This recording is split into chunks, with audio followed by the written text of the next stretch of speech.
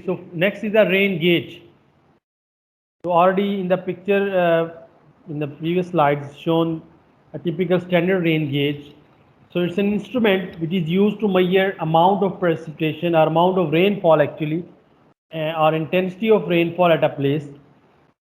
So it has different types. Again, more details will come in the theory about the different types of the rain gauges.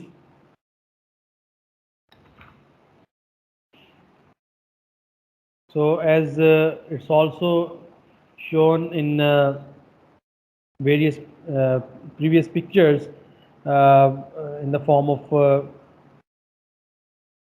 weather station, climatological station. If I can show you again, this is the climatological station where we have this rain gauge installed. Then separately picture is shown. This is a typical rain gauge. If you see, it has a collector to collect the rainfall. It has a opening at the bottom of it from where water goes into the this outer cylinder, and inside this outer cylinder, just below this funnel, we have the measuring cylinder that we take out and measure the rainfall at a certain place in centimeter or millimeter. We have the measuring stick also available that can be used to measure the rainfall amount.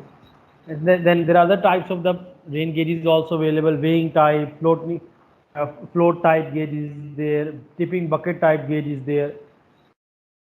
So this detail will come in the theory class.